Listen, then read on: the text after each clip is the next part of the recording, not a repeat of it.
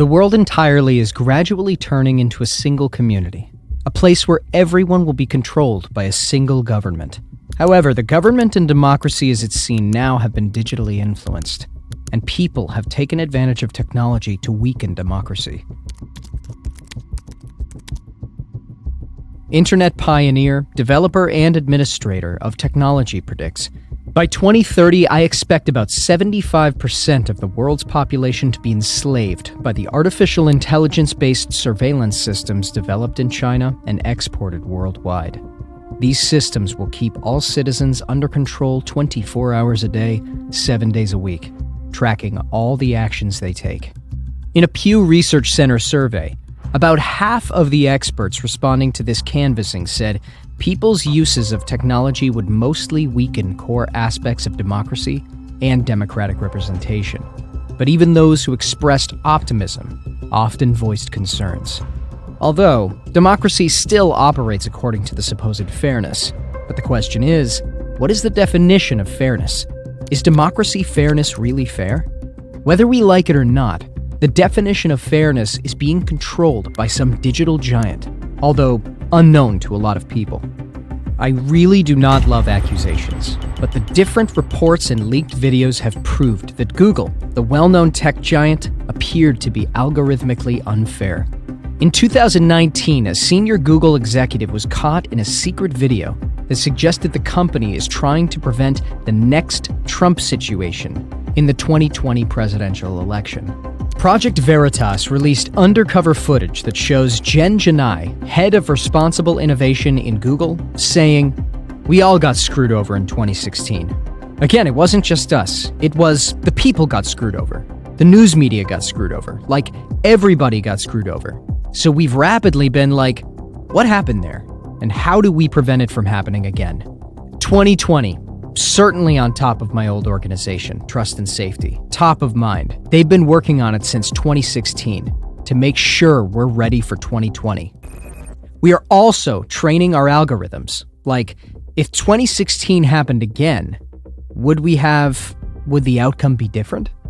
In the same video, Janai continues to criticize Elizabeth Warren's proposal to split Google into two companies. What for? Look at this quote. "All these smaller companies who don't have the same resources that we do will be charged with preventing the next Trump situation. It's like a small company cannot do that." A company insider also gave a document showing Google's explanation of algorithm unfairness to Project Veritas, which appeared to express liberal deception about the tech giant.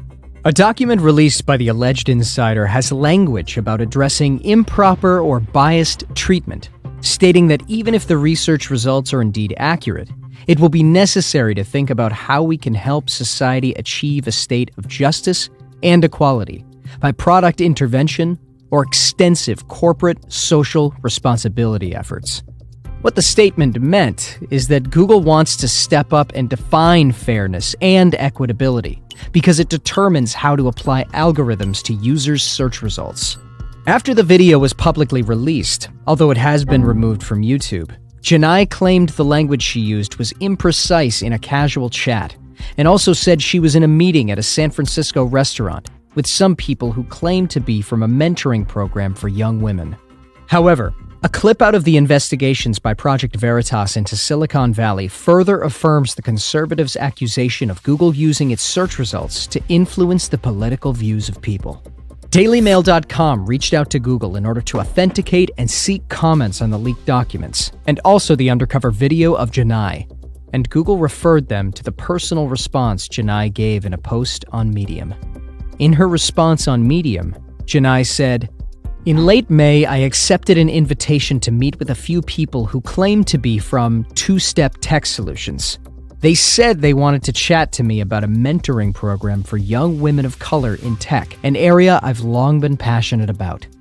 Unfortunately, I now know that these people lied about their true identities, filmed me without my consent, selectively edited and spliced the video to distort my words and the actions of my employer, and published it widely online," she added. In the clip, there was also a question concerning AI. Although unknown, Jen Janai responded that, The reason we launched our AI principles are because people were not putting that line in the sand, that they were not saying what's fair and equitable. So we're like, well, we're a big company. We're going to say it. People who voted for the current president do not agree with our definition of fairness. Later, Project Veritas leaked another report, which they said was an email from a Google employee. In those emails, someone mentioned PragerU, Jordan Peterson, and Ben Shapiro as. The email states, "I don't think correctly identifying far-right content is beyond our capabilities, but if it is, why not go with Meredith's suggestion of disabling the suggestion feature?" Based on their report, they say it means that they should be removed from the recommended content.